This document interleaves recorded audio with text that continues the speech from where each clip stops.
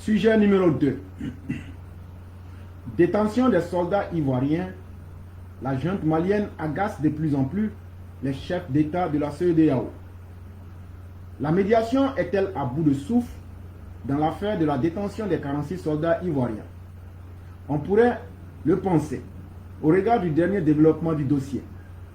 Même si le samedi 3 septembre 2022, les 3 femmes parmi les soldats ont été remises en liberté, la mauvaise foi de la junte malienne agace de plus en plus les chefs d'État de la CEDEAO. Selon une source proche de la médiation, l'un des médiateurs, un ex-chef d'État de la sous-région, s'était vu promettre la non-judiciarisation de l'affaire. Aussitôt a-t-il quitté le Mali, il apprend, éberlué, le début de la mise sous dépôt de mandat, mandat de dépôt des soldats ivoiriens. Ce n'est pas sérieux, lâche un membre de la délégation du médiateur. Même Macky Sall, qui a des promesses, à qui des promesses avaient été faites, a aujourd'hui du mal à cerner les militaires du palais de Koulouba. Il a fallu que le président du Nigeria, Mahamadou Buhari, s'implique pour qu'on comprenne le véritable sens de la détention des soldats ivoiriens. Le djihadiste Assimi Goïta a par ailleurs fait comprendre qu'au même moment où la Côte d'Ivoire demande la libération de ses soldats injustement pris en otage, continue de servir d'asile politique pour certaines personnalités maliennes faisant l'objet de mandats d'arrêt internationaux émis par la justice. Malheureusement, ces mêmes personnalités bénéficient de la protection de la Côte d'Ivoire pour déstabiliser le Mali. D'où la nécessité d'une solution durable à l'opposé d'une solution à sens unique qui consisterait à accéder à la demande ivoirienne sans contrepartie pour le Mali, révèle un communiqué de la présidence malienne. Voilà qui est donc clair désormais. Le Mali veut utiliser les militaires ivoiriens comme une monnaie d'échange. L'argument développé par Assimi et ses hommes pue la mauvaise foi. En effet, la Côte d'Ivoire avait émis, elles aussi, des mandats d'arrêt internationaux contre certains de ses ressortissants au Mali après le scrutin présidentiel d'octobre 2020. Le 16 novembre 2020, un mandat d'arrêt international avait été lancé contre Ben Souk, proche collaborateur de Guillaume Soro au Mali. La justice ivoirienne reproche à Ben Souk des actes subversifs pouvant admettre une qualification pénale commise en Côte d'Ivoire. À l'époque, la junte malienne avait bel et bien arrêté Ben Souk et admis son extradition contre des anciens proches d'Ibeka, dont le fils Karim Keïta, réfugié en Côte d'Ivoire après le coup d'État du 18 août 2020 au Mali. Abidjan a poliment décliné l'offre et l'affaire en est restée là. Il en est de même pour quelques Ivoiriens impliqués dans des actions subversives. Réclamés à Abidjan, ces Ivoiriens vivent en ce moment même tranquillement et continuent de mettre mal à l'aise la Côte d'Ivoire. Pour autant, les autorités ivoiriennes font profil bas, histoire de ne pas envenimer la situation. L'arrestation des soldats ivoiriens est donc un moyen pour le Mali de prendre sa revanche sur le pouvoir d'Abidjan.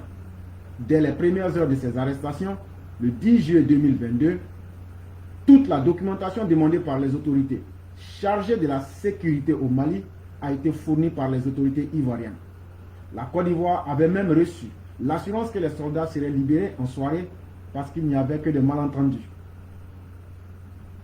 Ce même jour, coup de théâtre, dribblant certains officiers maliens impliqués dans la gestion du dossier, le porte-parole de l'armée fait un communiqué musclé à la télévision malienne traitant les soldats ivoiriens de mercenaires. Surprise générale, Abidjan s'interroge. Le président Alassane Ouattara souhaite consulter toute la documentation avant de réagir.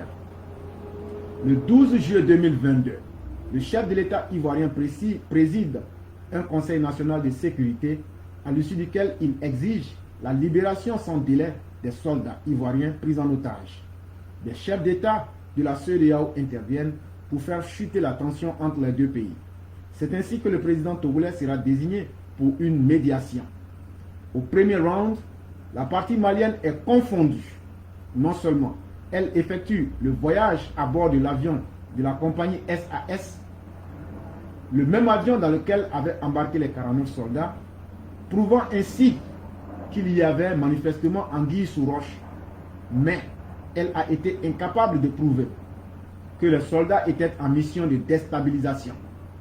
Toute la documentation lui a été fournie par la partie ivoirienne. Abattus, les Maliens ont souhaité que la Côte d'Ivoire exprime ses regrets qui permettront aux autorités maliennes de sortir par la grande porte. La Côte d'Ivoire y voit un piège. Présenter des regrets pour une faute non commise aurait été la pire solution et placerait les autorités ivoiriennes dans une situation inconfortable. Naturellement, la Côte d'Ivoire dit niet. Au second round des négociations, le 3 septembre 2022, la Côte d'Ivoire consent enfin à admettre dans un langage diplomatique qu'il y a eu des dysfonctionnements de la part de la MINUSMA. 3 des militaires furent libérés et regagnent Abidjan tard dans la soirée. Au-delà de cette libération, le Mali semblait envoyer un message à Abidjan. Nous avons donné quelque chose, à vous de donner quelque chose également. Le Nigeria a dépêché ses émissaires pour exiger du président malien une libération sans délai des soldats ivoiriens. Le président Ouattara a également activé ses réseaux à l'international, notamment à l'ONU pour la résolution du problème. Selon le confrère Jeune Afrique, le chef de l'État ivoirien a souhaité que le secrétaire général des Nations Unies, M. Antonio Guterres, s'implique dans la gestion du dossier. Le 20 septembre prochain, c'est-à-dire le 20 septembre 2022, l'ONU pourrait exiger la libération des soldats ivoiriens. Depuis le 10 juillet 2022, Alassane Ouattara aura fait preuve de patience pour laisser une chance à la médiation d'aboutir. Pas un jour ne passe qu'il ne s'inquiète de la situation de nos soldats injustement pris en otage au Mali. Pas un jour ne passe que le président Alassane Ouattara sans qu'il ne passe un coup de fil à de haut niveau pour la résolution du problème. Aucun reproche ne lui sera fait si d'aventure il décide de passer à la vitesse supérieure. Alassane Ouattara a fait preuve de sagesse dans la gestion de ce dossier. Il a montré toute sa bonne foi, il a donné une chance à la négociation.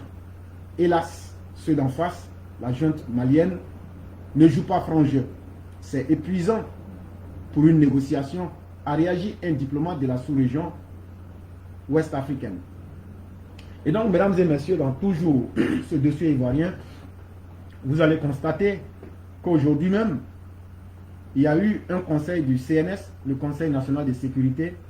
On va vous faire écouter brièvement et je vais prendre le temps d'expliquer un tout petit peu, sans rentrer dans certains détails, le sens même de ce message-là pour les uns et pour les autres.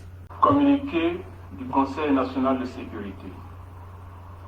Une réunion extraordinaire du Conseil national de sécurité s'est tenue ce mercredi 14 septembre 2022 au palais de la présidence de la République sous la présidence de son Excellence M. Alassane Ouattara, président de la République. Au cours de cette réunion, qui a porté sur la situation des 46 soldats ivoiriens encore détenus au Mali, le président de la République a informé le Conseil national de sécurité des initiatives prises par son Excellence M. Faure Gnassingbé, président de la République togolaise, et plusieurs autres chefs d'État, notamment son Excellence M. Macky Sall, président de la République du Sénégal et président en exercice de l'Union africaine, son Excellence M. Umaro Sissoko Embalo, président de la République de Guinée-Bissau et président en exercice de la CEDEAO, son Excellence colonel Paul-Henri Sandaogo Damiba, président de la transition du Burkina Faso, son Excellence M. Muhammadu Buhari, président de la République fédérale du Nigeria, son Excellence colonel Mamadi Doumbouya, président de la transition de la République de Guinée, et son Excellence M. Antonio Guterres. Celui qui vous parle là, il s'appelle Fidel Sarasoro. Celui qui vous parle là, c'est un homme de l'antichambre. Ça veut dire, ceux qui sont dans le secret des secrets de Ouattara, il en fait partie. Celui qui vous parle là, c'est pas ça seulement qui le caractérise. Il a fait partie de la délégation qui s'est rendue la première fois, la deuxième fois, la troisième fois à Lomé. Donc celui qui vous parle là, il est tellement au courant du dossier. Il est tellement au fait de ce dossier-là qu'il est en train de vous dire quelque chose, chers Maliens. Écoutez très bien. Je vais vous dire quelques noms dits. Avec la position de proximité qu'il a dans le pouvoir Ouattara et avec la connaissance qu'il a du dossier, ce 14 septembre 2022, quand il sort pour venir vous parler, regardez d'abord les éléments de langage qu'il utilise. Il prend directement et indirectement le monde à témoin pour dire que quel que soit ce qui va arriver, parce qu'il faut laisser les a priori. Si il est en train de dire, si aujourd'hui la Côte d'Ivoire veut attaquer militairement le Mali, là, la Côte d'Ivoire a déjà parlé avec certaines personnes qui ont vu qu'aujourd'hui, là, à défaut d'aider la Côte d'Ivoire, ces personnes-là ne peuvent pas s'opposer à la Côte d'Ivoire. Ça veut dire quoi? Ça veut dire, il a parlé avec le président du Nigeria.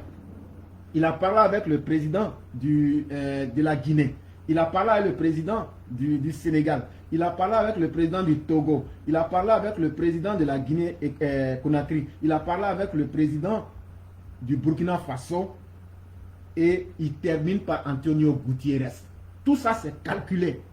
Ça veut dire quoi? Ça veut dire, vous les Maliens, c'est que vous avez commencé là. Si aujourd'hui Alassane Ouattara doit rentrer en guerre contre vous là, la puissance militaire de la CEDEAO, qui est le Nigeria là, va être du côté de la Côte d'Ivoire. Ça, c'est un.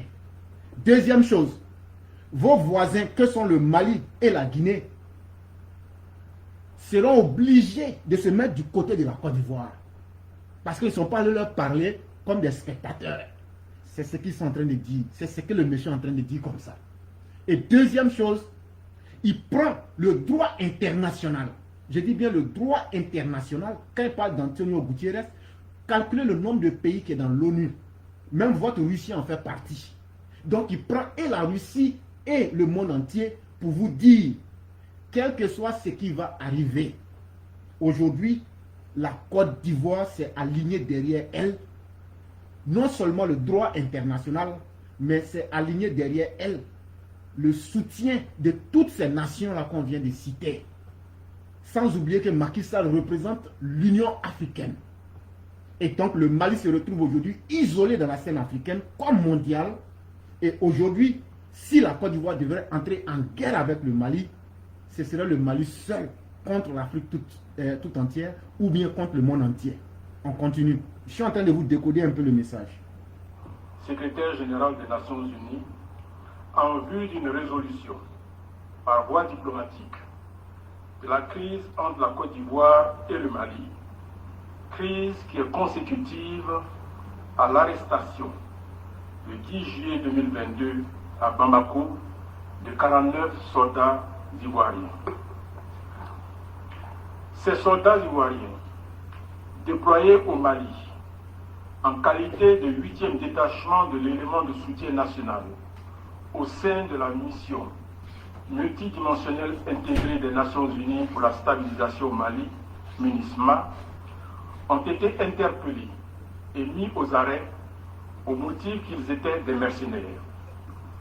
La Côte d'Ivoire a réagi officiellement le 12 juillet 2022 à travers un communiqué du Conseil national de sécurité pour d'une part indiquer que les 49 soldats étaient bel et bien des militaires ivoiriens en mission officielle et légale au Mali et d'autre part exiger leur libération sans délai. Toutefois, en dépit des preuves fournies, notamment au cours d'une rencontre le 28 juillet 2022 à Lomé, attestant du caractère légal et légitime de la mission de ces soldats ivoiriens au Mali, la justice malienne a inculpé le 15 août 2022 les 49 militaires ivoiriens pour tentative d'atteinte à la sécurité de l'État. Plusieurs contacts avec les officiels maliens ont par la suite permis de conclure que des incompréhensions et des manquements étaient à l'origine de l'arrestation de nos soldats.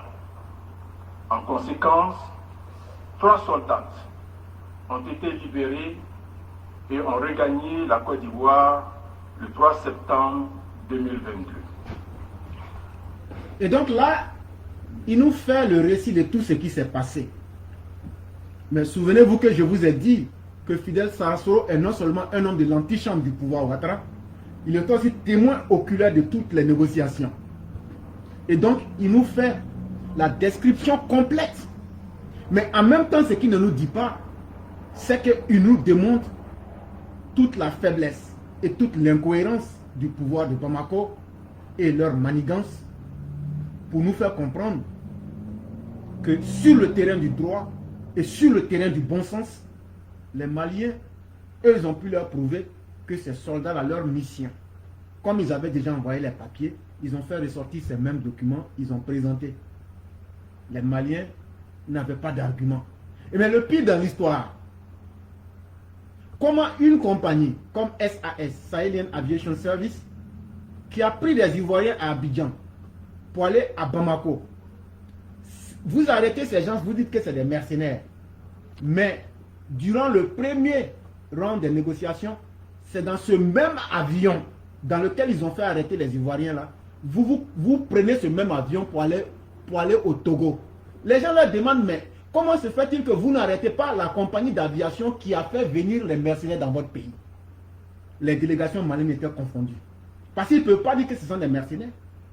Parce qu'ils ne peuvent pas dire que les Ivoiriens étaient des mercenaires et laisser la société SAS dans laquelle ils ont utilisé l'avion pour venir durant les premiers rounds des négociations. Et en plus de cela, la délégation ivoirienne dit, voilà les documents légaux avec les instruments de l'ONU.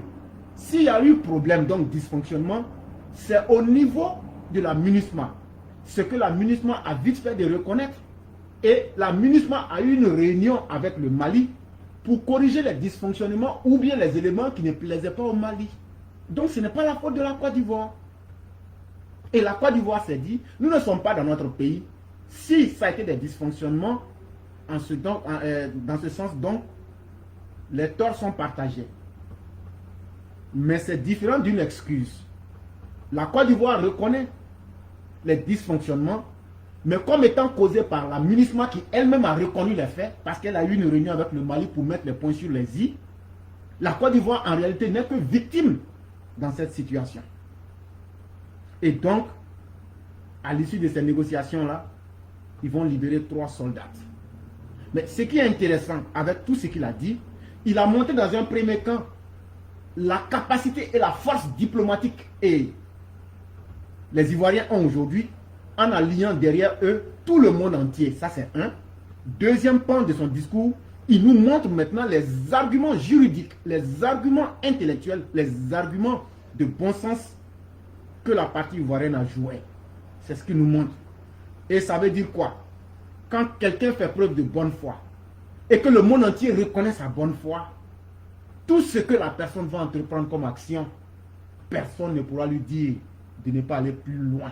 Et la seule chose qui reste aujourd'hui, si ce régime du Mali ne se méfie pas, c'est qu'on va attaquer le Mali. Diplomatiquement, il ne dit pas ça. Mais quand tu as fini de jouer toutes tes cartes, quand tu as pris le monde entier à témoin, et que tu as le droit international de ton côté, et que les faits sont là pour confondre même les preneurs de djihadistes, la seule chose qui te reste, c'est de défendre ta dignité. Et quand on est en face des gens violents et immatures comme Assimi Goïta, c'est la brutalité. Il ne le dit pas, mais c'est ce qu'il est en train de montrer dans le nodi de son discours. On continue. Le 9 septembre 2022, alors que l'on s'attendait à la libération prochaine des 46 autres soldats, dont l'arrestation était considérée par le Mali comme une affaire judiciaire, les autorités maliennes ont demandé qu'en contrepartie de la libération de ces 46 militaires, la Côte d'Ivoire extrade vers le Mali des personnalités qui, selon elles, bénéficient de la protection de la Côte d'Ivoire pour déstabiliser le Mali. Cette demande confirme, une fois de plus, le fait que nos soldats ne sont en aucun cas des mercenaires, mais plutôt des otages.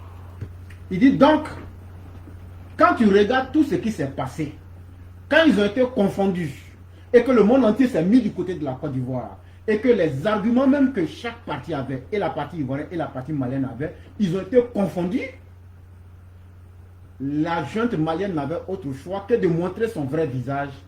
En réalité, la vraie raison pour laquelle ils ont arrêté nos soldats et ils les ont pris en otage, c'est pour avoir certains politiciens maliens. Et ça, c'est une méthode malsaine. C'est une méthode dégradante. Et il ne le dit pas. Mais quand il expose les faits ainsi et dit que c'est une prise d'otage, ça veut dire qu'on ne va jamais remettre ces personnes. Hier, j'ai bien expliqué ça. Ça, c'est un. Parce qu'on ne va pas contredire les principes de fraternité. Ça, c'est un. On ne va pas aussi se mettre en porte-à-faux avec le droit international en violant les règles du HCR. Et donc, en d'autres termes, la Côte d'Ivoire n'acceptera jamais de remettre ces personnes. C'est aussi clair que ça. Mais continuez plus loin.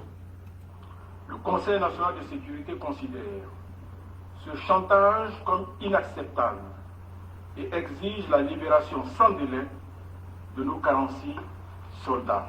Et donc, le 12 juillet 2022, qu'est-ce que le Conseil national de sécurité avait dit? Nous exigeons la libération sans délai de nos soldats. Aujourd'hui, qu'est-ce qu'il dit? Nous exigeons la libération sans condition. Quelle est la différence? Quelle est la différence? Qu'est-ce qui a changé dans le discours officiel ivoirien entre le 12 juillet 2022 et le 14 septembre 2022 quoi aujourd'hui? Qu'est-ce qui a changé? Mais aujourd'hui, on ne demande même plus de délai. On dit même sans condition. Parce que la première fois, ils ont dit sans délai. Mais maintenant, on dit en plus de sans délai là, on veut même, il n'y a même pas de conditions qui vont exister entre la Côte d'Ivoire et le Mali. Donc le discours a augmenté en niveau. Mais ça veut dire quoi? Ça veut dire aujourd'hui, la Côte d'Ivoire a gagné l'assurance et les ressources pour pouvoir faire imposer sa logique. C'est ce que ça veut dire. Et c'est à tous les niveaux, que ce soit militaire, que ce soit diplomatique, que ce soit juridique. C'est ce qu'il est en train de dire comme ça. Et donc, ils avaient dit sans délai. Comme les Maliens ne veulent pas les libérer, ils disent en plus de sans délai là, c'est devenu maintenant sans délai et sans condition. Ça veut dire qu'on ne va rien accepter de ce que le Mali dira. Puisqu'on n'a rien à remettre au Mali. Et parce qu'on n'a rien pris au Mali. Et c'est le Mali même qui doit quelque chose à la Côte d'Ivoire. Donc si c'est sur le terrain du chantage qu'ils veulent amener la Côte d'Ivoire, les autorités ivoiriennes disent qu'elles ne vont rien donner au Mali. Et qu'elles ne vont céder à aucune de leurs conditions. C'est ce que le monsieur est venu dire. Et je crois que ce que j'explique là, c'est très clair. Je vous ai tellement expliqué. Mais vous ne voulez pas croire. Tout ce que je vous ai dit il y a 2-3 semaines là, ce n'est pas ce qu'il est en train de dire là. Ce n'est pas moi je vous ai dit il y a 2-3 jours qu'on ne va jamais remettre les personnes là. Ce n'est pas ce qu'il est en train de dire là. On continue. Le chef de l'État indique à nouveau que la Côte d'Ivoire, pays attaché à la paix, à la stabilité et au respect de l'état de droit dans la sous-région, ne peut s'inscrire dans une logique de déstabilisation d'un pays tiers. En outre, il rappelle ces instructions selon lesquelles les opposants politiques étrangers vivant en Côte d'Ivoire sont tenus d'observer en toutes circonstances un devoir de réserve absolue concernant les affaires intérieures de leur pays d'origine. Et maintenant, dans son discours, qu'est-ce qu'il dit? Il dit le chef de l'État. Ça veut dire tout ce qu'il avait dit avant là. Tout le monde savait. Et tout le monde voit ça. Mais à partir d'aujourd'hui, ils ont parlé là. Tu as vu quand il a parlé, il n'a pas dit chef d'État. C'est que tous ont décidé ensemble, il a dit, il a montré ça à tout le monde. J'ai déjà expliqué ça. Il dit maintenant, le chef de l'État dit que la Côte d'Ivoire, sous son régime là, n'a jamais servi de terrain pour déstabiliser un quelconque pays, mais qu'il donne la garantie que la Côte d'Ivoire ne va jamais servir de terrain pour déstabiliser un quelconque territoire. Et donc c'est un défi qu'Alassane Ouattara lance. Si Assimi a les vraies preuves que son État a été déstabilisé, qu'il mette ces preuves-là à la disposition du monde entier. Il a déjà échoué à le prouver à l'ONU, on le sait. Mais qu'il le mette maintenant à la disposition du monde, ou bien même au tribunal de la CEDEAO, ou bien même dans les bureaux internationaux. S'ils ont vraiment les preuves. Donc Alassane Ouattara dit, non seulement personne, si cette terre ne pourra prouver que depuis que lui il est en Côte d'Ivoire, lui il a laissé le territoire ivoirien être utilisé pour déstabiliser un quelconque pays, mais même à l'avenir, tant que lui sera là, ça ne va pas se passer. Ça, c'est le premier niveau de son discours. Et deuxième niveau, il dit que le président Alassane Ouattara a dit ce 14 septembre 2022 que les opposants maliens qui sont en Côte d'Ivoire, là, ils doivent observer un devoir de réserve vis-à-vis de leur pays d'origine. Ça veut dire quoi? Ça veut dire, tant qu'ils seront en Côte d'Ivoire, là, ils peuvent jouir de toute leur liberté, mais le droit de réserve, ils ne peuvent pas se permettre d'inciter, d'encourager, de déstabiliser ou de poser des actions qui vont détruire la fraternité entre les deux pays. Le président rappelle cela à Assimi. Et donc le président Alassane Ouattara rappelle ces règles élémentaires du bon sens à Assimi, qui aujourd'hui se rend compte que les coups d'État ne sont pas de bonnes choses. Se rend compte que aujourd'hui lui Assimi a plus peur des coups d'État que de toute autre chose.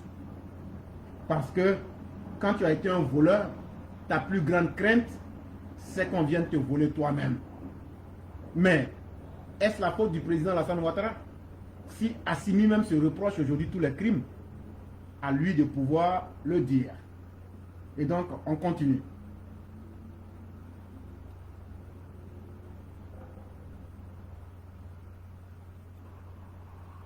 Au regard des derniers développements qui sont de nature à porter atteinte à la paix et à la sécurité dans la sous-région, le président de la République a instruit la ministre d'État, ministre des Affaires étrangères, à l'effet de saisir la commission de la CEDEAO en vue de la tenue, dans les meilleurs délais, d'une réunion extraordinaire des chefs d'État et de gouvernement pour examiner la crise entre la Côte d'Ivoire et le Mali, en vue d'aboutir à la libération de nos soldats dans les plus brefs délais.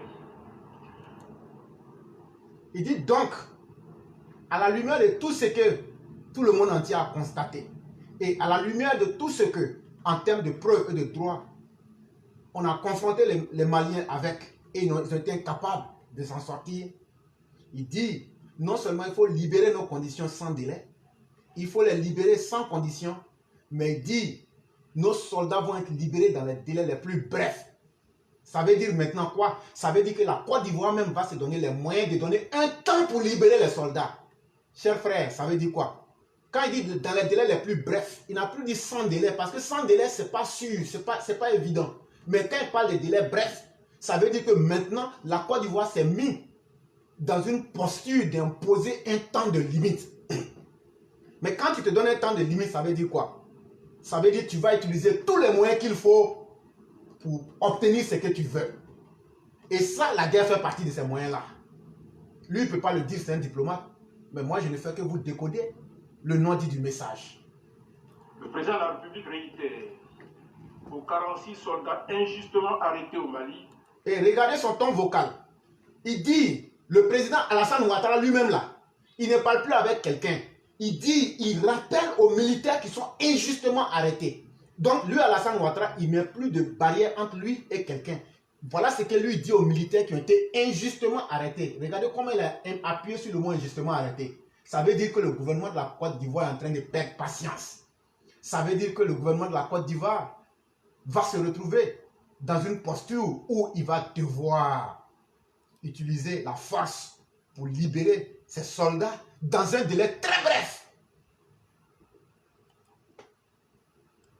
Ainsi qu'à leur famille, tout son soutien et sa solidarité dans ces moments difficiles.